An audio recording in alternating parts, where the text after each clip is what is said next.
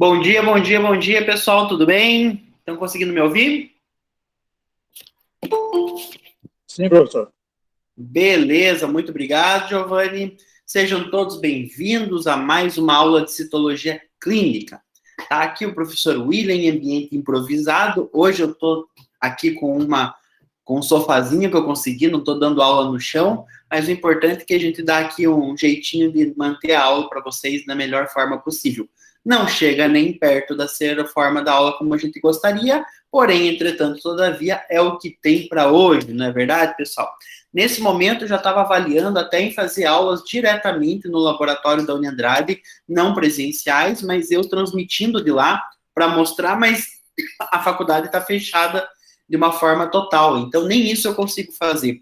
No semestre passado, quando a gente viu que não ia conseguir dar aula prática por conta de toda a situação, eu fiz uma prática simulada online, mas nesse momento, pessoal, como a coisa está assim, muito pior, drasticamente pior, realmente a gente não consegue nem fazer isso. A gente tem a plena ciência que isso vai dar aí um déficit de aprendizado, né, e para todo mundo, não é uma exclusividade de vocês, eu também sou aluno, é importante ressaltar isso, pessoal, mas, né, eu penso que ainda algo vamos dizer assim, algo, vamos dizer assim, pela metade é melhor do que nada. Então, do jeito que tá, a gente vai indo, né? O que eu não quero que vocês percam aí essa emoção que talvez a gente tenha aí sobre a matéria, já é uma matéria difícil de conquistar vocês, né? Todo mundo quer 99% aí dispensação em indústria, né? Mas chega na parte da análises clínicas aí, todo mundo foge. Beleza, pessoal? Bom, vamos começar a nossa aula de hoje, tá? As nossas aulas, elas vão começar a ser um pouquinho mais interativas, a fim de fazer vocês passarem vergonha, de verdade. Ah, professor, que chato isso, vai perder ponto na avaliação. Caguei para isso, né, pessoal? O importante é que a gente consiga trazer um pouquinho da discussão aí. Ah, professor, discussão, eu não estudei, eu não quero participar, eu estou em área de trabalho, só me conectei aqui mesmo para ganhar um pouquinho de nota. Não tem problema, pessoal, faz parte da vida. Então, vamos iniciar da seguinte forma. Abram suas câmeras, por favor. Vamos ver aí quem tem coragem. Opa, a Fabielle está online. Tudo bem, Fabielle? A Lauren, olha, o pessoal está acordado. Giovanni, tudo tranquilo, Giovanni? Professor, professor. Giovanni, vou lhe usar hoje. Para exemplo. Ó, Mariana. Cadê o Jean? Tô sem câmera. Não, tranquilo, ali. Importante que você respondeu. Maria Eduarda, Pamela, Lucas.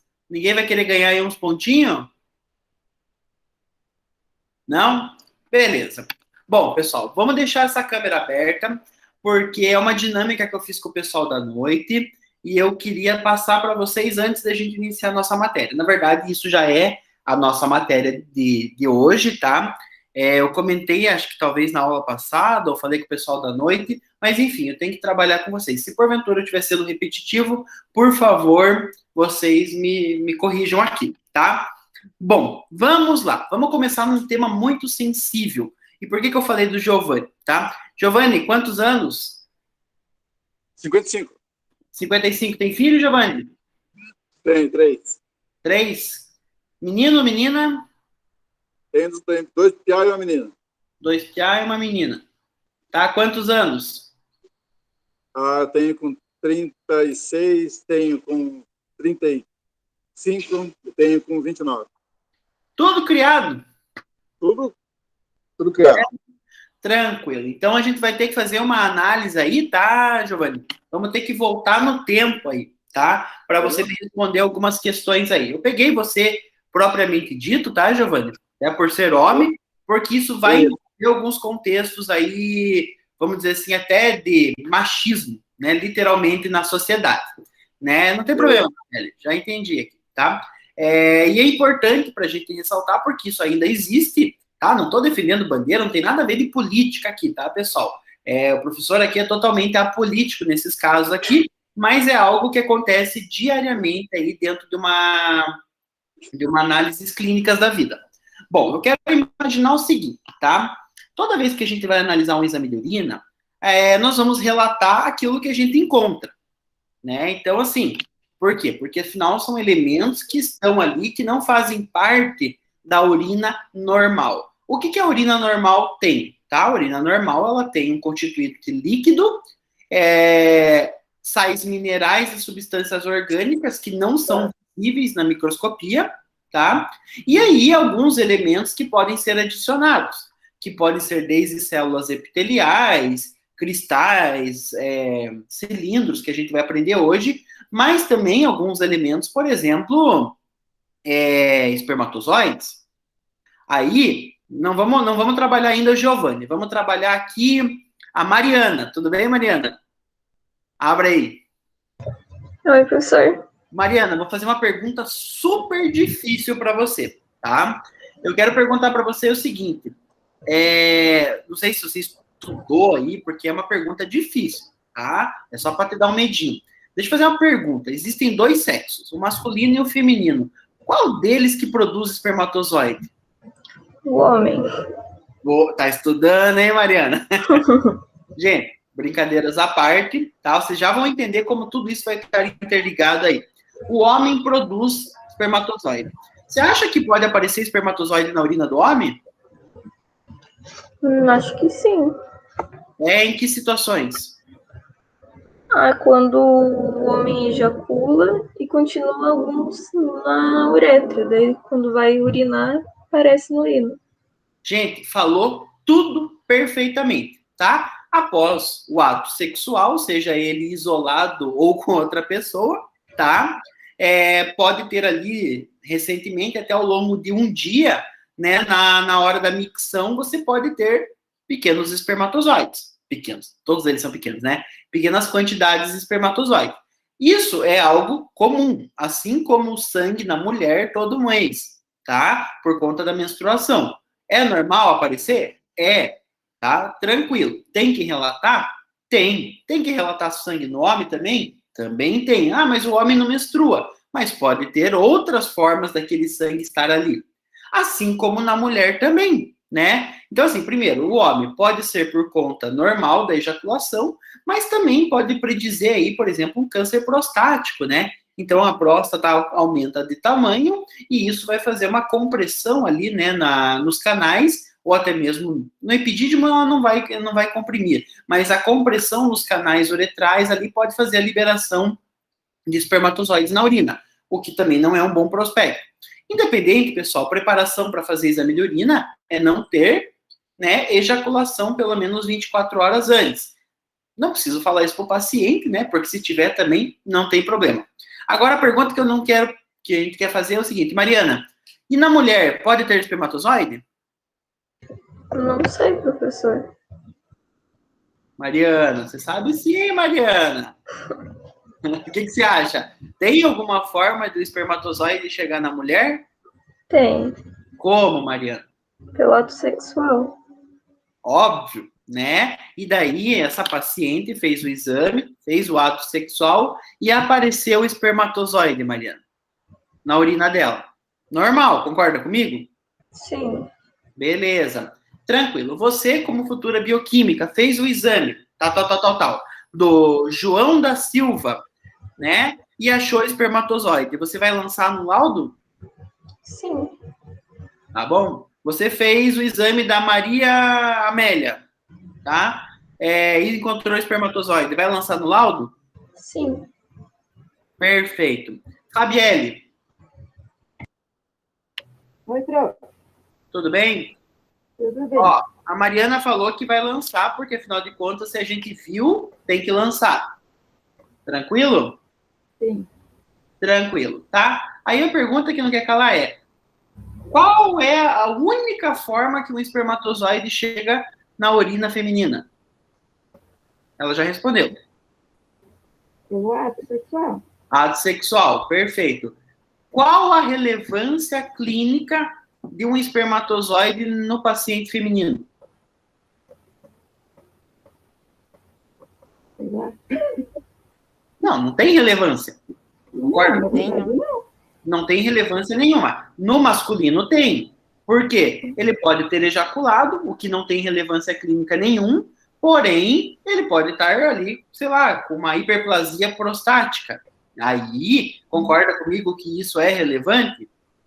Perfeito, né? Então, a pergunta é, devo lançar ou não, afinal de contas? Não, Não? não. Alguém discorda disso? Gente, eu tô vendo na urina. Devo lançar esse espermatozoide? Se eu tô vendo o elemento, por que eu não vou lançar o elemento? Né? Lauren? Não faz essa cara, Lauren, eu tô vendo. Eu acredito que talvez por não ter relevância clínica, não precisaria.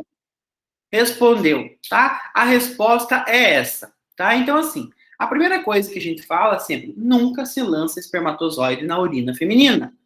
Não. Por quê? Porque não tem como mulher produzir espermatozoide. Então, pessoal, não existe outra forma senão através do ato sexual. Ponto.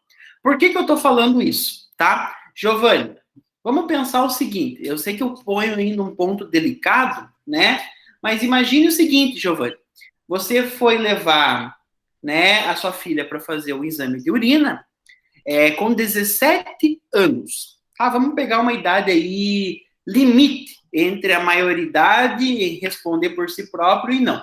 17 anos, e aí, com 17 anos, o Giovanni é o tutor legal, óbvio, ele é o pai. Então, ele tem acesso ao laudo. Tranquilo, Giovanni? Tranquilo. Falar, mas imagine que você vai buscar o laudo, Giovanni, já é bioquímico, formado, já entende dos Paranauê, e aparece espermatozoide na urina da sua filha. E aí, Giovanni? Aí complicou o negócio, né? Aí complicou. O que você faz como pai? Avalia o caso. 17 anos. Mas o pior aconteceu bem isso mesmo. Minha filha ficou grávida com 17 anos. Então, aí o Né simplesmente confirmou. Deu bem certo, aí não teve jeito. Não teve jeito. Mas assim, aí vai depender, pessoal, muito da característica familiar, né? A gente não pode julgar, tá? Mas assim, tudo bem, tá todo mundo pensando, professor, que bobagem, 17 anos, né? O que tem? Não tem nada. Mas o que eu importa aí passar para vocês é que, como menoridade, você tem alguém, né, um tutor legal que tem acesso a esses resultados. Né? Então, a gente entra aí dentro daquela Lei Geral de Proteção aos Dados, a LGPD. Né? Então, tem 17 anos, 18 anos, a mãe pode chegar aqui, ó, essa aqui é minha nenê, eu compro fralda para ela, eu tenho Barbie na coisa, eu quero o laudo dela. Não, mãe, não pode, tá? Agora, 17 anos e 364 dias, pode. Então, pessoal, o que aconteceu no caso do Giovanni? Nada. Tá? Absolutamente nada. Porém, pessoal, a gente tem que entender que a sociedade não é tão simples assim. Nós temos situações que envolvem, talvez, contextos mais tradicionalistas, mais tradicionais, familiares, aonde 17 anos o pai pega aquele laudo e um 38 desse tamanho e mata o namoradinho da filha. Vocês entenderam, pessoal? Qual que é o problema da situação aí? Por que não pode se lançar? Ponto. Professor, isso aí não acontece. Acontece bastante. Interior, então, vocês não têm noção. Situação número 2. Eu não vou pegar ninguém como exemplo aqui, tá? Até porque acaba mexendo muito com o nosso psicológico imaginar esse tipo de situação, tá? Você está lá fazendo o exame e encontrou espermatozoide. A primeira coisa que você vai fazer é pegar a ficha do paciente e olhar o sexo, tá? Afinal de contas, será que tem relevância? Olhou sexo feminino. Eu não vou lançar. Tranquilo? Tá. Só que aí, ó, eu quero levantar uma discussão com vocês aí. Quero ver quem que vai me responder aí. Você olha assim, ó, geralmente na ficha do paciente tem o nome dele, o sexo e a idade. Idade, 7 anos. E aí, o que vocês fazem? Tem que lançar daí. Quem tá falando? Michele? Oi, Michele. Isso. Tem que lançar? Por que você acha que tem que lançar, Michele? Porque não é normal uma criança com 7 anos, Concorda? feminina, ter esperma no exame de urina. Absolutamente. O que você acha que vai acontecer quando você lançar esse exame? Eu acredito que vai ter que ser aberto uma investigação, algo assim. Mas só pelo lançamento do teu exame? Ou, eu não Só sei, colocar no laudo vai... Não, quem tranquilo. faz o laudo tem que comunicar Não, a alguma autoridade, não? Só entrega o exame para o responsável, legal? sim. Bom, Entendeu o problema? esse 7 é o problema. anos. Vamos avaliar quais as problemáticas de uma situação dessa. Primeiro, tá? 7 anos, só existe uma probabilidade que todo mundo já pensou: abuso sexual. Tá? Não tem. Abaixo de 13 anos, por mais que a sociedade esteja evoluída, legalmente, tá? Qualquer pessoa abaixo de 13 anos que tenha, né, um ato sexual com uma pessoa maior de idade, obviamente, né, pessoal? Isso aí é abuso sexual, tá? Então, passou de 13 anos, isso já não é mais normal. E o papel do farmacêutico bioquímico nesse caso é: ah, mas eu tenho que lançar, afinal de contas, isso é uma prova. Sim ou não? Não, errado. É uma prova, é uma situação que você está passando, é uma situação que eu passei 2 vezes já, mas não lança. Sabe por quê? Porque, afinal de contas, continua sendo que mulher, independente da idade, não produz espermatozoide. Concordam comigo? Pode ter 2, 5, 10, 70, 80, 90 anos, continua não produzindo espermatozoide. Professor, você está sendo conivente com a situação. Não, não estou sendo conivente com a situação. Vamos mudar, vamos pensar o seguinte, vamos pensar na melhor hipótese possível, tá? Primeiro, lançando isso no laudo, você está assumindo um diagnóstico de abuso sexual, tá? A coleta de urina, ela é feita pelo laboratório ou é feita pelo próprio paciente? Michele, Pelo próprio paciente. você já não tem mais garantia que essa urina é dela, tá? Ponto. Mesmo que fosse pelo laboratório, de uma forma que a gente fosse lá, segurasse, né, o potinho para a pessoa fazer xixi, tá? Você está colocando o teu nome em risco, porque afinal de contas passou pelo pessoal do cadastro, da coleta, da triagem, e você está colocando uma coisa extremamente sensível na mão da tua equipe. Você pode professor, dizer que a tua equipe é 100%? Pode falar, Michele. Mas, professor, então você quer dizer que os exames eles não são tão seguros assim? Em qualquer Tá lugar, correto? nenhum exame é tão seguro, Não tá? dá para. Em hipótese alguma, tá? Você consegue garantir uma segurança a partir do momento que o laboratório assume todas as funções e mesmo assim, né, existe a possibilidade de erro humano.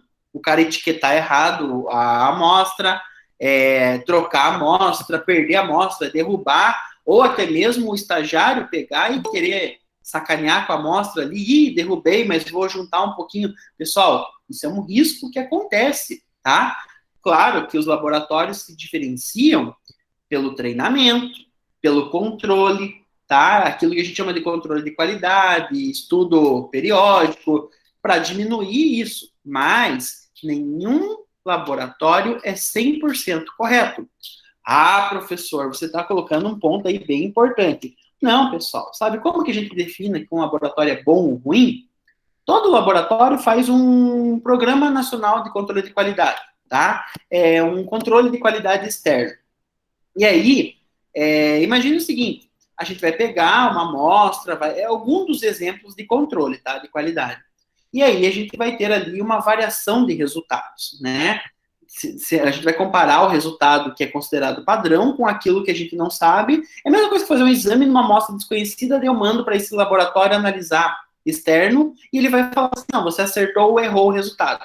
Para praticamente todos os exames que tem dentro de um laboratório.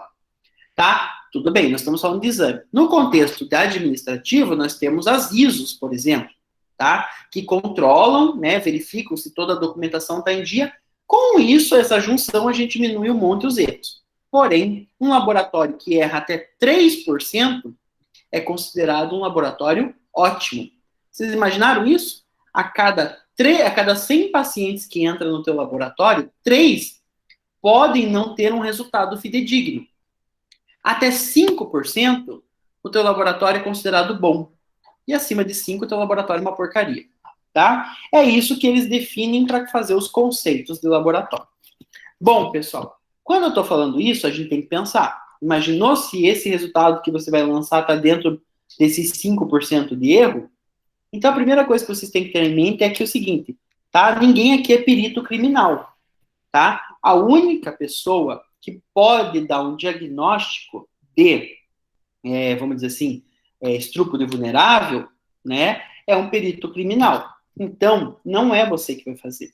A hipótese que eu passei é, se esse paciente estiver dentro de um hospital, isso é bom, porque você vai pegar o teu telefone, vai ligar para o médico, vai explicar a situação, e a primeira coisa que o médico vai mandar vocês fazerem é, não, vamos denunciar, lança o laudo com espermatozoide, que daí a gente já chama aqui as autoridades.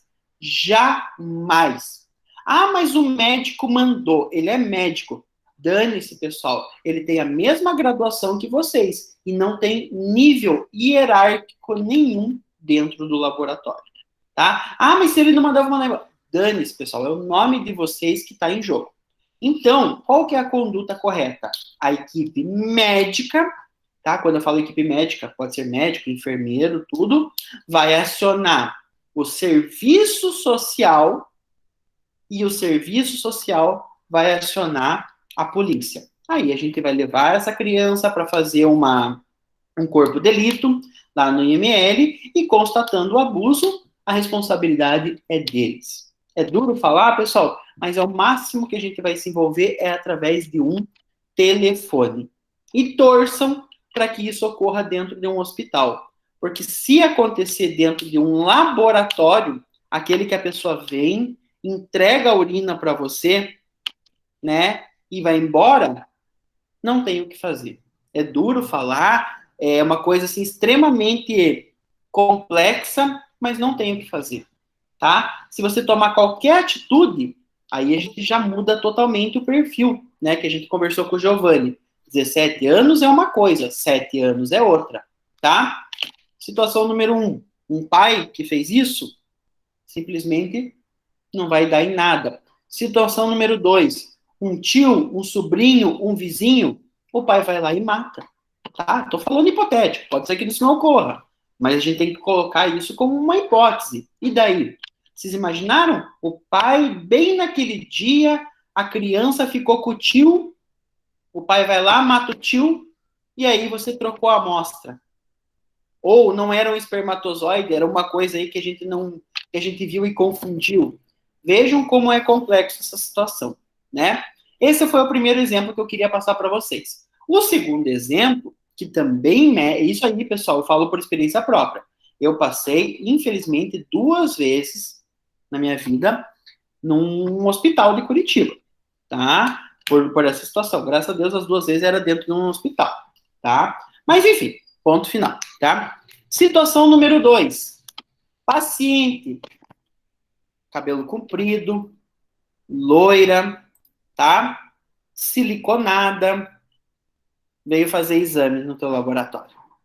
Foi lá, você olha assim, boa noite, bom dia, né? Geralmente a gente faz de dia. Qual o seu nome? Ah, meu nome é Sheila. Tudo bem, Sheila? Prazer. Fazer exame de urina? Sim. Por favor, seu documento. RDC 306/2005 exige sempre documento, tá? Para qualquer exame.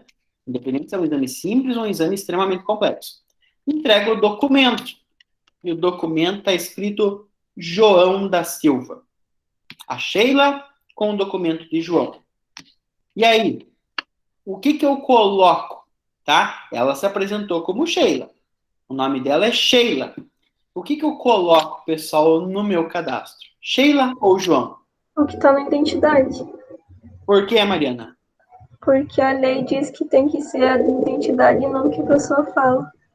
Mas, Mariana, você está sendo preconceituosa. Ela se reconhece como Sheila, Mariana. Por que esse preconceito todo? Porque acho que uma aula você falou que teria que ser a identidade.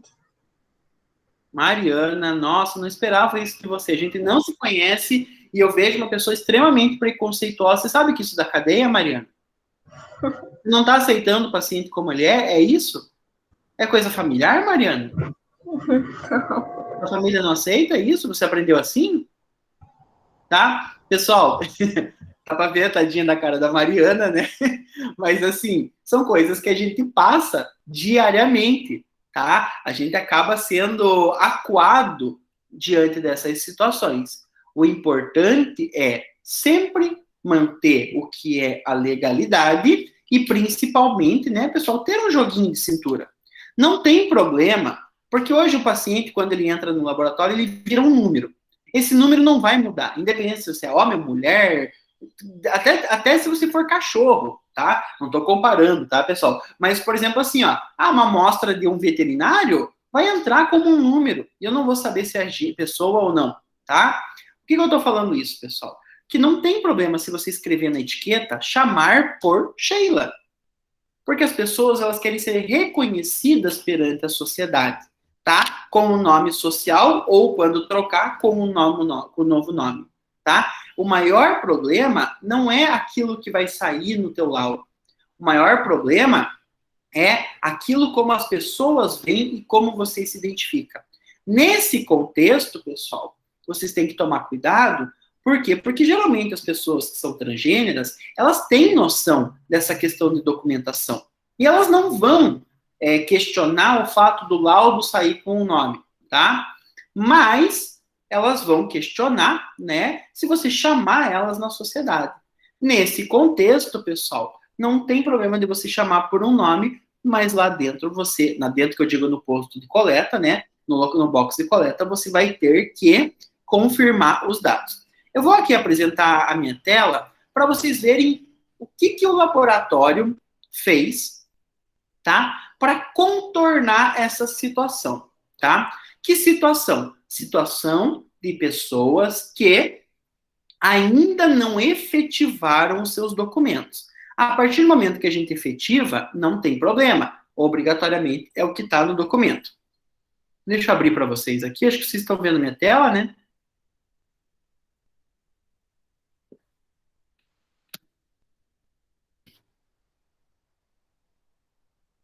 Pessoal, o que vocês estão vendo na tela de vocês é o computador do laboratório. Nós não temos nada de simulado. Eu estou mostrando um sistema real para vocês, tá? Isso aqui não é nada simulado, é na prática que a gente vai fazer.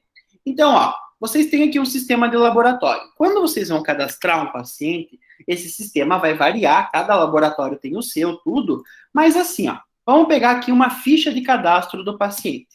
Tá? Opa. Vamos lá. Vamos pensar no Shirley. Vamos pôr um Y para ficar assim, Shirley Terezinha. Tá? Opa. Terezinha. Vamos pesquisar, ver se existe esse paciente no nosso laboratório. Não. Então vamos ter que cadastrar a Shirley Terezinha. Pessoal, aqui, ó, no campo nome, obrigatoriamente, eu tenho que colocar nome do RG. Porque é isso que vai identificar no laudo do paciente. Porém, pessoal, tá? O que os laboratórios fizeram, tá? Eles colocaram aqui, ó, sexo, o que está no RG. Sempre, obrigatoriamente. Mesmo que a pessoa não apresente aquilo que está no RG. Qual que é o problema disso, pessoal? Valor de referência. Quando eu seleciono um sexo aqui, ó, automaticamente o laudo muda. Então, quando eu ponho sexo masculino, eu puxo valores de referência de homens. Quando eu ponho feminino, valores de referência de mulher. Valores de referência hoje, eles são baseados em duas situações. Sexo e idade, que é calculada automaticamente pelo sistema através da data de nascimento. Somente isso. Antigamente nós utilizávamos etnia, raça, só que isso acabou assim tendo variações muito pequenas para os tamanhos de problema que nós tínhamos no laboratório. Então, basicamente, nós utilizamos somente sexo e nascimento. Tranquilo? Agora, como que a gente contornou esse problema? Aqui, ó, foi aberto aqui no nosso laboratório, na verdade, praticamente todos os programas de laboratório, o famoso nome social. Aqui, pessoal, vocês põem o que quiserem, tá? Vamos pôr lá, por exemplo, assim, ó, Manuela da Silva, tá? Quando eu emitir a etiqueta, vai sair como Manuela da Silva. Então, a pessoa da coleta, lá de dentro do laboratório, que não acompanhou todo o desenvolvimento da recepção, vai pegar essa coleta, vai chegar no salão e vai gritar, Manuela, né? E com isso, pessoal, a pessoa não vai se sentir ofendida, tranquilo? Só que quando a gente lançar o laudo, vai sair o nome do João, né? O nome do RG. Pode ser que o teu laboratório também forneça um laudo com os dois nomes, identificando nome social e nome de RG. Agora, por que pode acontecer? Tá, nem todos isso é obrigatório, mas é importante a gente ressaltar que o nome do RG é o que dá legalidade no teu laudo. Caso contrário, não tem o que fazer. Então, nesse contexto, né, pessoal, essas duas situações eu passei para vocês, até a gente fez um simulado aqui, a gente viu a nossa colega, quanto que ela ficou aqui, né, vamos dizer assim, não é traumatizada, mas fica assim, sem jeito de ter que responder uma situação que nem eu passei, mas é o que a gente passa nos laboratórios e tem que saber como, né, tecnicamente, se virar, né, porque isso nunca vai recair sobre o pessoal administrativo, nunca vai cair sobre o pessoal da coleta, sempre vai cair sobre o supervisor, no caso, vocês. Então, as duas situações, basicamente, são reservadas da seguinte forma. Quando o espermatozoide em urina feminina, não lança, tá? Quando o espermatozoide em pessoas com menos de 13 anos, tá? Entra em contato com o serviço social ou com a equipe médica. Quando paciente com RG que não se identifica obrigatoriamente o nome do RG, se possível, usa o nome social. Professor, e os valores de referência? Azar. Isso aí é problema do médico ou de quem vai avaliar o resultado. Não é problema de vocês. Vai sair errado? Vai. Porque a pessoa que muda o RG e automaticamente o sexo legal, tá? Vai continuar tendo genótipos do sexo original. E com isso, nós vamos ter disfunções, diferenças nos valores de referência. Não é problema do laboratório.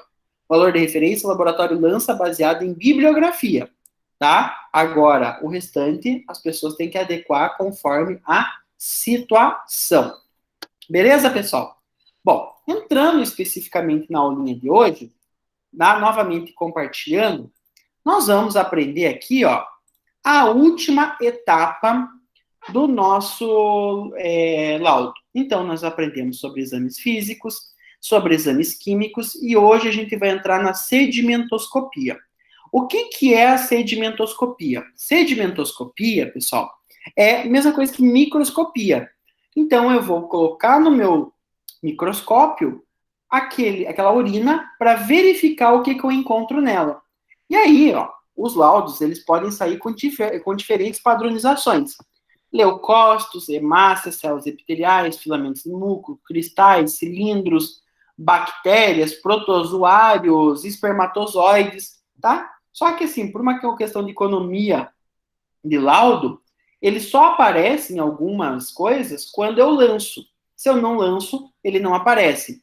Esses daqui que estão aparecendo para vocês, leucócitos, hemácias, tudo, basicamente eu vou encontrar em todos os pacientes. Com isso, tá, pessoal? Eu não tenho muito que ficar mudando o laudo, porque ele sempre vai aparecer. Beleza? Bom, então, o que eu quero que vocês observem aqui? Tá? Novamente ressaltando. Número 1 aqui, ó. tá? Leucócitos. Estão vendo que isso aqui é um número? 1 e 0? Sim. E os valores de referência, até 10 por campo, até 5 por campo. Então, isso aqui, geralmente, a gente dá como algo numérico, tá? O que é numérico? 1, 2, 3, 4, 5, 6, 7, 8, 9, isso é número. Agora, quando eu chego em células epiteliais, filamentos de muco, tá? Aí eu já tenho um outro contexto, tá? Eu tenho uma cruz, que eu chamo, que é 1, 2 ou até 3 cruzes, quando não tem ausentes. Como que eu calculo quantas cruzes eu ponho, tá? Então, assim, ó, eu quero que a gente faça um exercício aqui, ó. Eu abri um Paint online para vocês. Vamos imaginar o seguinte, quando eu coloco a amostra lá no meu microscópio, vocês concordam que o meu campo de visão é redondo? Sim, né? Aquele negocinho no microscópio lá que a gente olha, que a gente chama de objetiva e ocular, né? Ela forma um campo redondo. Até aí, tranquilo. Agora, vamos imaginar que eu vou encontrar algumas bolinhas lá dentro. Que eu vou chamar essas bolinhas de... Não, vamos pensar de cristal. Olha lá, 1 bolinha, 2 bolinhas, 3 bolinhas, 4 bolinhas, 5 bolinhas. Bom, vamos imaginar que cada um desse aqui é um cristal. Quantas cruzes eu vou colocar aqui? Tá? A partir de 4 bolinhas que eu vi. Primeiro, eu nunca posso lançar resultado baseado somente num campo de visão. Pode ser que num local tenha bastante, pode ser que no outro local tenha pouco. Quem assistiu a minha aula prática da semana passada, eu mostrei como é que fazia a lâmina. Eu pego uma lâmina, ponho uma gotinha de urina e uma lamínula em cima. Coloco no microscópio e eu vou ver um campo de visão. Tranquilo? Sim. Só que eu nunca vou ler um único campo de visão. Eu vou ler, no mínimo, 5 campos de visão. Então, ó, eu vi que aqui tem 4. Beleza, pessoal? Ó, 4. Tá? Aí eu passo para o segundo campo de visão. Para o terceiro. Para o quarto e para o quinto. Vamos ter que ler 5 campos de visão. E o que eu encontro? 1, 2, 3. Nessa outra, 1, 2. Nesse aqui, 1, 2, 3, 4, 5, 6. E nesse 1, 2, 3. Tá? Então vejam como os campos de visão variam. E isso acontece na realidade. Aí eu pergunto para vocês, quem que é o correto? Esse com 2 ou esse aqui com 4? Não sei. Tá? Porque, afinal de contas, a distribuição da urina no microscópio não é uniforme. Como que eu calculo as cruzes? Primeira coisa que eu vou fazer é isso aqui, ó. 4. Quantos tem aqui, ó? 3. Quantos tem aqui? 2. E aqui? 2, 4, 6. E aqui 1, 2, 3. 3. Cada campo de visão eu encontrei esses elementos. Bom, o que eu vou fazer? Quem é o correto? Pessoal, na regra matemática é quando você tem valores diferentes, o mais próximo do correto a gente chama de média. Então, como é que eu tiro uma média? Se eu tenho 5 campos, eu vou somar 4 com 3, 7, 8, 9, 15, 16, 17, 18. Então, o total igual a 18. Beleza? Agora, eu tenho que pegar esses 18 e dividir por... Opa, tá feio aqui, né, gente? Eu tenho que dividir por 5, né? Que é a quantidade de campos que eu verifiquei. Quanto que dá 18 divididos por 5? Vai dar 3 e uma coisinha, né? Deixa eu pegar aqui. Quanto? 3,6. 3,6. Valeu. Quem falou? Matheus. Valeu, Matheus. Então, vamos lá. 3,6. Não devia estar trabalhando, Matheus? Não me passaram hoje. Ah, que tá tinha bom. quantidade baixa. Entendi. Vamos lá, pessoal. Só o patrão. Só o patrão. Vamos lá, pessoal. Então, 3,6. Isso aqui é a média.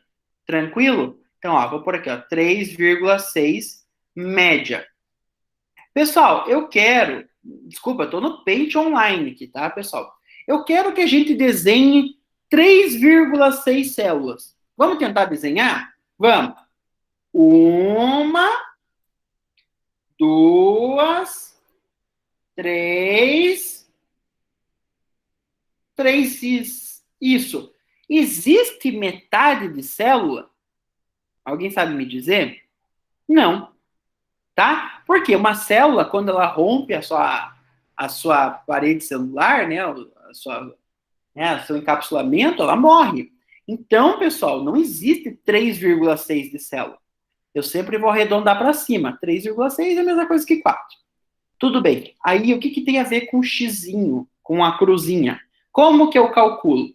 Aí, eu vou pegar a minha média dos campos e vou utilizar uma regrinha da seguinte forma, tá? Vamos por aqui, ó. Uma cruz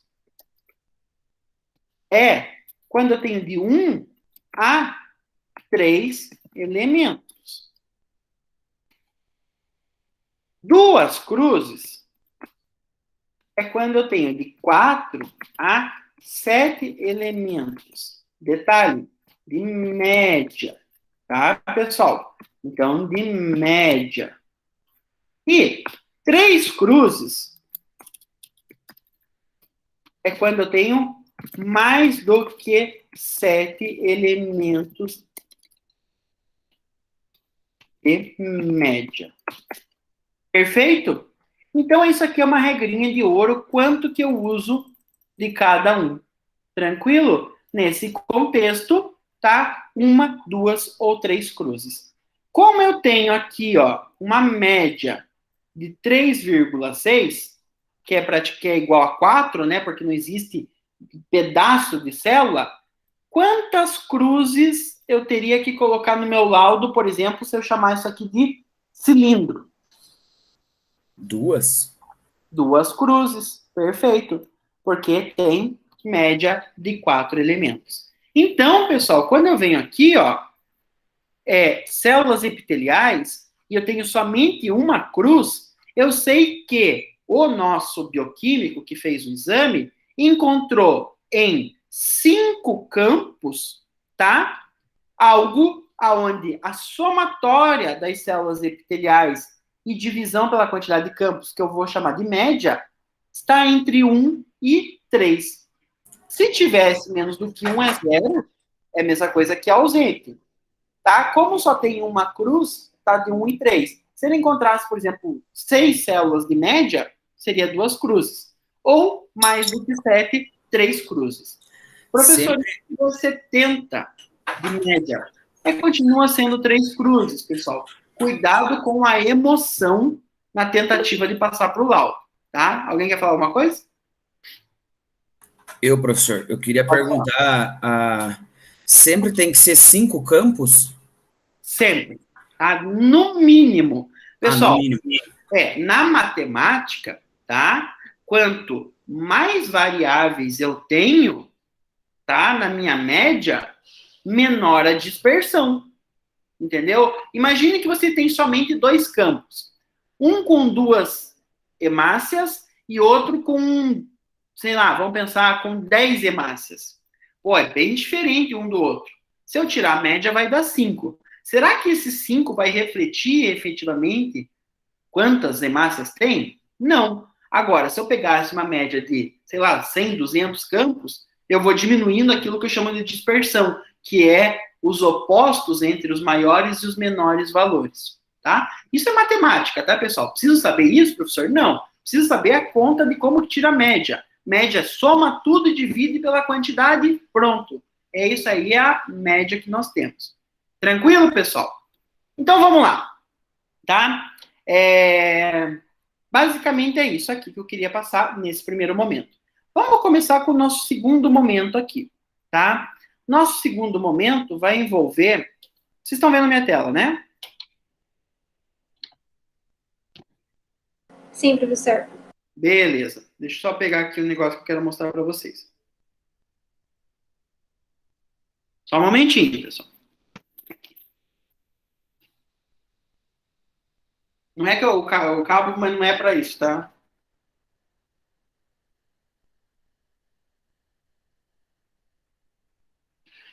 Vamos lá. Então, a primeira coisa, pessoal, eu quero que vocês imaginem o seguinte. Peguei o meu pote de urina, olhei para ele, analisei os aspectos físicos. Depois, coloquei uma tira reagente, tirei e analisei os aspectos químicos. E agora, o que eu vou fazer?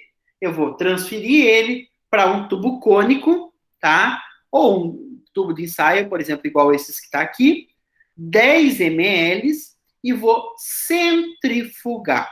Professor, centrifugar é bem simples, né? É bem simples. Coloca ela na centrífuga e roda. Simples? Rápido? Não, pessoal, não é tão simples. Existe uma teoria por trás desse tipo de centrifugação. Como que funciona? Eu vou tentar demonstrar para vocês aqui, tá? Todo mundo vai sair da aula aqui hoje, vai lá no jardim e vai fazer esse teste com uma mangueira, porque fica bem legal. Ó, imagine que isso aqui, ó, é um rotor de uma centrífuga que vocês querem. Ó, a distância entre o centro da centrífuga e a ponta, tá? Eu vou chamar de raio, tá? 2 vezes raio igual a diâmetro. Então, aqui, ó, na nossa imagem, só me confirma, vocês conseguem ver o meu cursor do mouse? Sim. Consigo. Beleza. Então, ó, o que é o raio? Imagine que isso aqui é o centro da centrífuga, o raio é a distância do centro até a ponta do meu rotor. O diâmetro é de ponta a ponta. Então, pessoal, imagine o seguinte, eu tenho um motor rodando na mesma velocidade. Ó, estão olhando aqui a câmera? Está todo mundo vendo a câmera? Deixa eu tirar aqui, pessoal. Eu acho que aumenta a câmera para vocês aí. Olha lá, eu tenho vergonha de fazer isso às vezes, mas eu acho que fica bem didático. Ó, tá rodando. Parece que tá rápido. Concordam comigo? Por quê? Porque o meu raio é pequeno. Vamos aumentar o raio? Olha o tamanho do raio que tá agora. Ó. Tá? Pessoal, é um experimento ridículo, mas se vocês olharem aqui, vai parecer o quê? Não, professor, parece que você está mais lento com a mão, tá? Porque, ó, ele está bem mais devagar do que assim. Na verdade, não tá, pessoal. Eu só aumentei o raio. Qual que é o problema disso, pessoal? Imaginem que a minha rotação por minuto é igual, tá? Mas o meu raio diferente. E com isso, sabe o que vai acontecer? Vai acontecer que eu vou ter o quê? Uma diferença na pressão gravitacional exercida pela amostra. Então, por que eu falei da mangueira? Se você pega um pedacinho de mangueira de jardim, ela é tranquila. Agora, pegue lá 10 metros de mangueira e tente rodar ela que nem um laço. Não vai, porque é muito pesada. Por quê? Vai parecer que alguém está puxando a mangueira do outro lado, tá? Nesse contexto, você vai ver que a força gravitacional acaba sendo muito maior.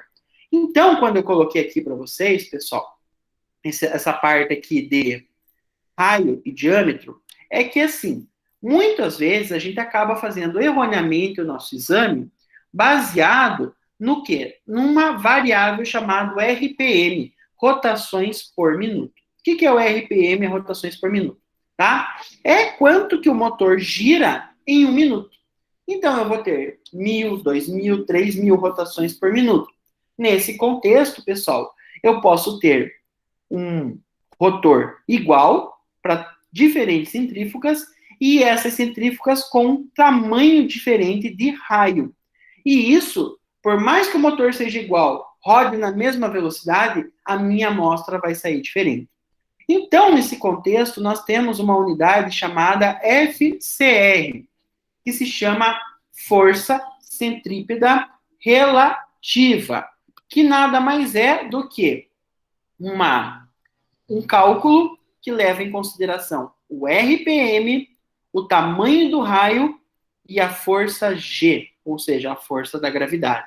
E a gente consegue calcular quanto de força que nós vamos exercer gravitacionalmente sobre esta amostra, tá?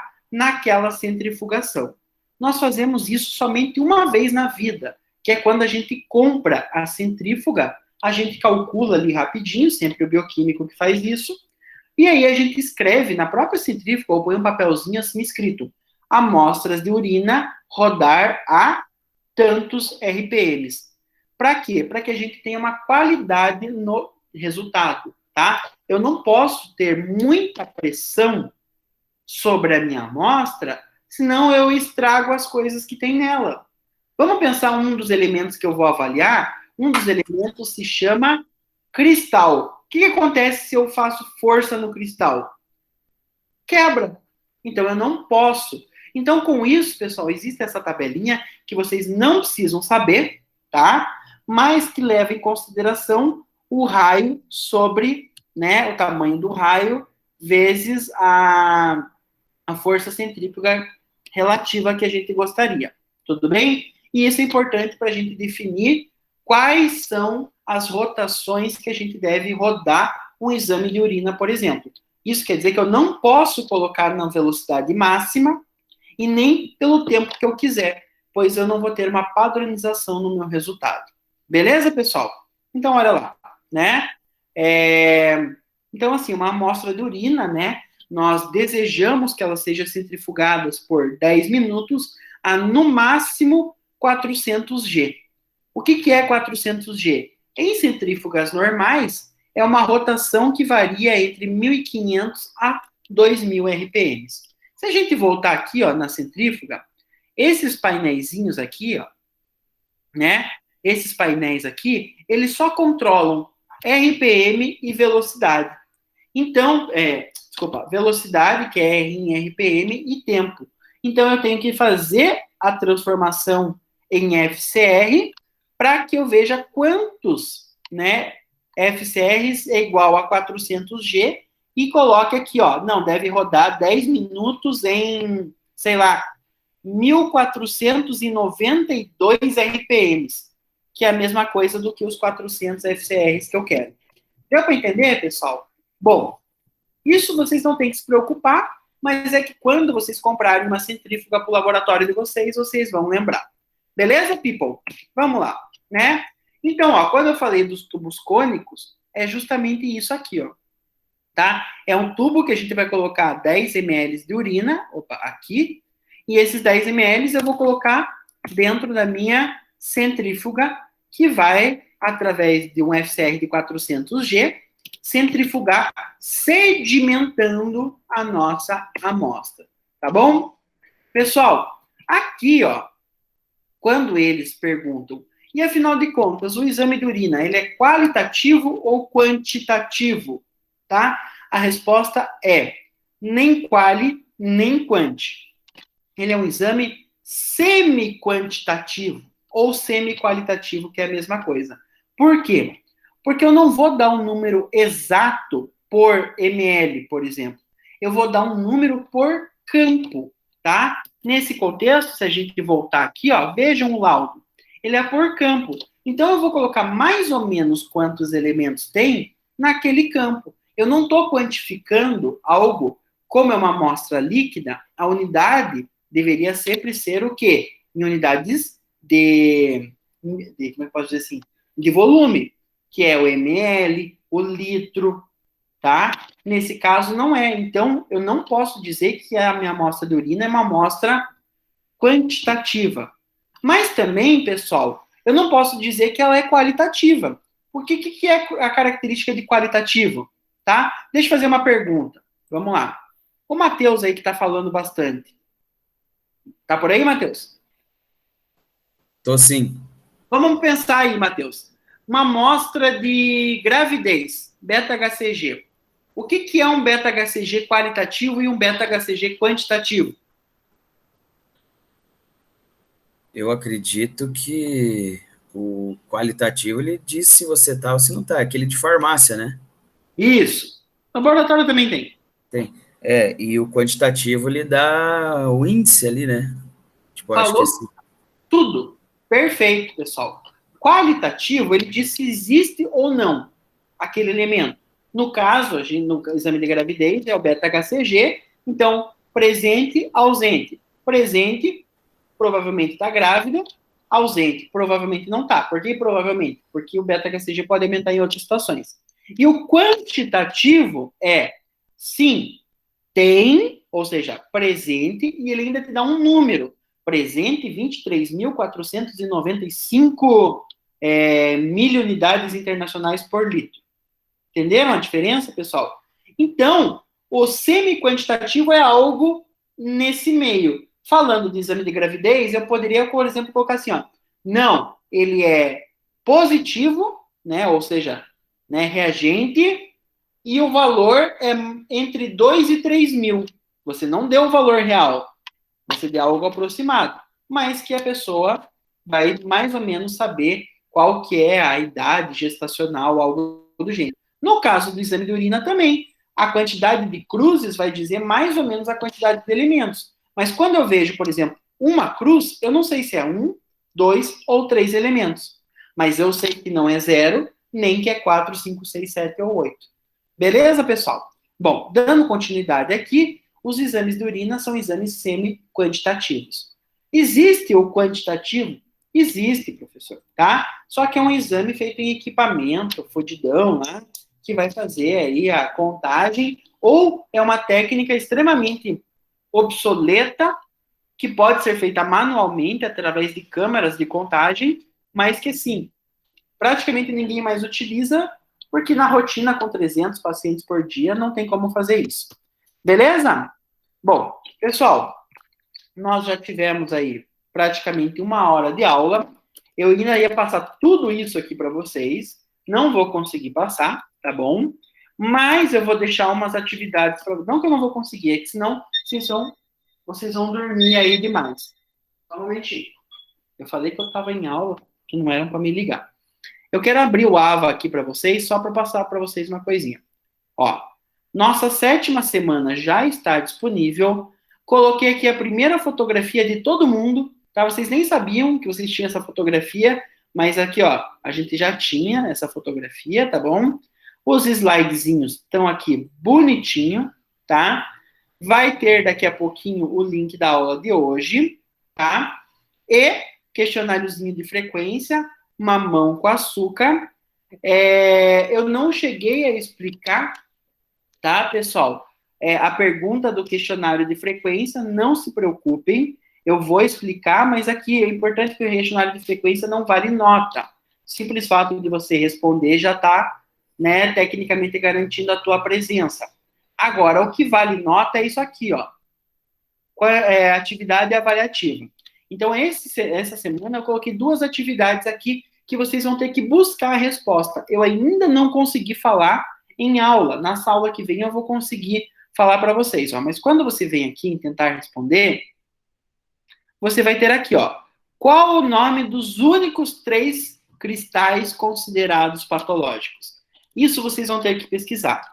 Não adianta colocar 100, porque eu não vou considerar. Eu quero 3. E só vai ganhar ponto quem acertar os 3. Quem acertar 1 ou 2, não. Daí você vai escrever lá o nome. Ah, professor, onde que eu acho isso? Quem trabalha em laboratório vai pesquisar. Quem não trabalha, procura no Google. É bem rápido. Sei lá, escreve lá, sei lá. Ácido úrico, oxalato. Tá errado, tá, pessoal? E tal. Beleza? Próximo. Qual que é a outra perguntinha que eu quero passar para vocês? Tá? Conforme o que foi relatado a respeito dos cristais. Ainda não falei sobre os cristais, tá, pessoal? Faça uma tabela indicando, daqueles que foram apresentados, quais cristais podemos encontrar na urina ácida e quais cristais na urina básica. Mas quais que foram apresentados, professor? Ó, se a gente pegar os slides de hoje, cristais, tá? Eu vou ter esse daqui, que eu não sei quem é, esse aqui que eu não sei quem é, esse aqui que eu não sei quem é, esse aqui que eu não sei quem é, enfim, eu tenho todos eles, tá? Pessoal, se vocês colocarem lá no Google Atlas de urinário, vocês vão encontrar todos eles, provavelmente até a mesma imagem, tá? É um site bem conhecido. E aí você vai descobrir que esse daqui, por exemplo, é um cristal de tal coisa. E eu só encontro ele na urina tal. Então, vocês vão ter aqui, ó, 1, 2, 3, 4, 5, 6, 7, 8, 9, 10, 11. 11 cristais que você vai fazer uma tabelinha. Desses 11, quem que aparece em urina ácida? Desses 11, quem que aparece em urina básica? Isso já vai servir como conhecimento para a próxima aula. Como o professor é bom, eu vou fazer juntamente com vocês aqui, ó. Tá? Deixa eu voltar aqui. Ó, 7ª semana, só um momentinho. Vou fazer junto com vocês, senão me esqueço. Para não dizer que eu sou ruim. Ó, avaliativa, vamos editar ela. Duração, pessoal. Abriu no dia 15 e vamos encerrar daqui 2 semanas. Vamos pegar aqui no meu calendário. No dia 29. Então, ó, dia 29, às 23h59, vai encerrar isso aqui. Então, vai dar tempo da gente ter a explicação na semana que vem sobre os cristais, tá bom? E aí, para quem achou difícil ou não, vai ficar mais claro semana que vem. Vocês só não podem esquecer, senão vão perder ponto aqui de voltar. Beleza, pessoal? E é isso. Por hoje, encerramos a nossa aula, tá? E nos vemos nos próximos dias, tá? Não se esqueçam de colocar aqui na partezinha o nome de vocês aqui no chat para ganhar aquela presencinha marota de quem aprendeu a aula e estava com a gente nas aulas ao vivo. Nomezinhos, vamos dar aí 2 minutinhos e quem escreveu o nome já pode sair. Um grande abraço. Nossa, quanta gente. Até mais, gente.